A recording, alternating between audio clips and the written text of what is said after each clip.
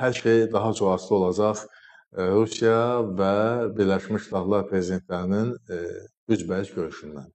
Bu görüşün dünyanın hesab edirəm ki, bir nömrəli hadisəsinə çevriləcək və artıq indidən bir sıra həm administrasiya yaxın mənbələr, həm onun əleyhtarı olan deməli müəyyən, məsələn CNN kimi kanallar ki var, onlar Trump administrasiyasının əleyhinə işləyən kanallardılar.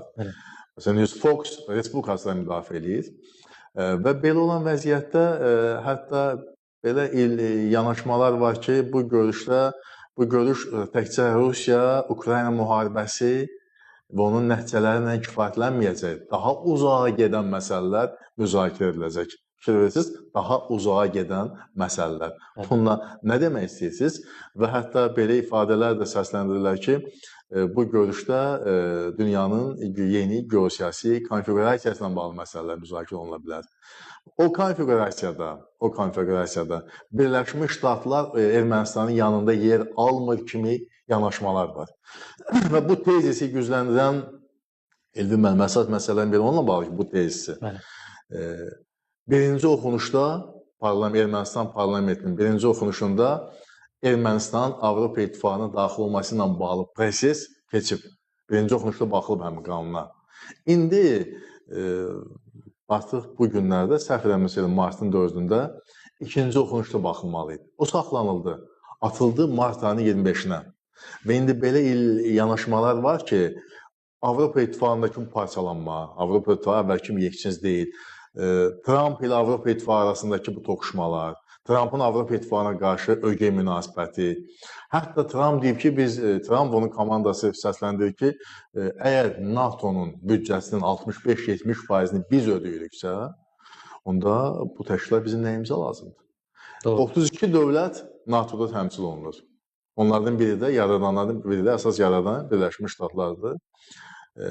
Və söyləyirlər ki, əgər 31 dövlət bu təşkilatın büdcəsinin 30%-ni verir, bir dövlət Birləşmiş Ştatlar 70%-ni verir, deməli, NATO təxminən bərabərdir, o riyaziyyatdakı təxminən bərabər işarəsi var. Birləşmiş Ştatlar.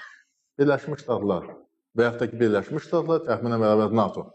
Belə olan vəziyyətdə Birləşmiş Ştatların mövqeyi odur ki, gedin, ümumi daxili məhsulunuzun 5%-ni ayırın hərbə, müdafiə xərclərinə, ondan sonra gəlin NATO'da əməkdaşlıqdan danışaq. Biz sizi saxlayası deyilik. Əgər bu baş versə bilirsiniz nə olacaq?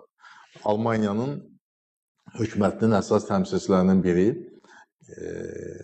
qeyd edib ki, əgər Trump'ın dediyini biz geçsək, bu Almaniyanın dağılması deməkdir. Və müqayisə ediblər ki, Sovet İttifaqı bilirsə nə zaman dağıldı? Sovet İttifaqı o zaman dağıldı ki, ümumi daxili məhsulun 6%-ni hərbə ayırırdı. 6%-ni ayıranda Sovet İttifaqı dağıldı. Bu isə bizə deyir ki, 5%-ni dağıldı. Yəni bizi təxminən Sovet İttifaqının vəziyyətinə qoymaq istəyir. İndi burada nə baş verə bilər?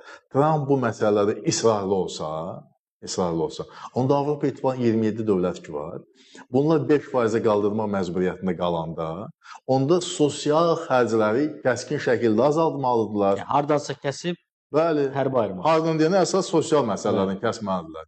Sosial vəziyyət onsuz da Avropanın özündə yaxşı deyildi. Xüsusilə Rusiyanın qazına imtina fonunda və bu son gərginliklər fonunda orada iqtisadi vəziyyətdə xeyli problem var. İnflyasiya kəskin qalxıb. Hətta Almaniya kimi dövlətdə bu özünü göstərir.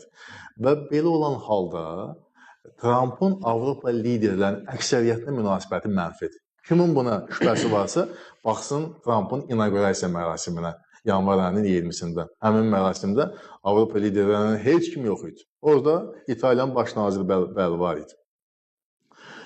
Orbanla münasibətləri yaxşıdır. Slovakiyanın baş nazirinin, prezidentinin münasibətləri yaxşıdır. Yəni bir neçə dövlətin başçısı qalanlarının münasibətləri çox kəskindir. Xüsusilə başda Ursula von der Leyen olmalı. Heç onu da dəvət eləməmişdi inaugurasiya mərasiminə.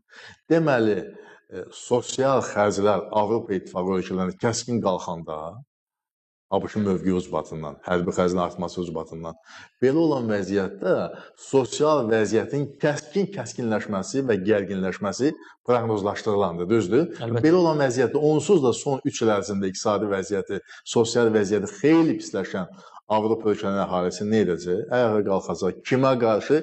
Bugünkü liderlərinə qarşı və bugünkü liderlərini Trump sevmir, onları xoşlamır, onlarla bir yerdə olmaq istəmir. Deməli, hələ qarşıda Emmanuel Macronu və onun kimləri çox gərgin günlər gözləyir və istisna deyildir ki, Macron 2027-ci ildə yox, ondan daha erkən istifaya getməyə məcbur edilsin. Təkcə Macron deyil, bu cinahda dayanan digər Avropa liderlərini də oxşar talih gözləyə bilər.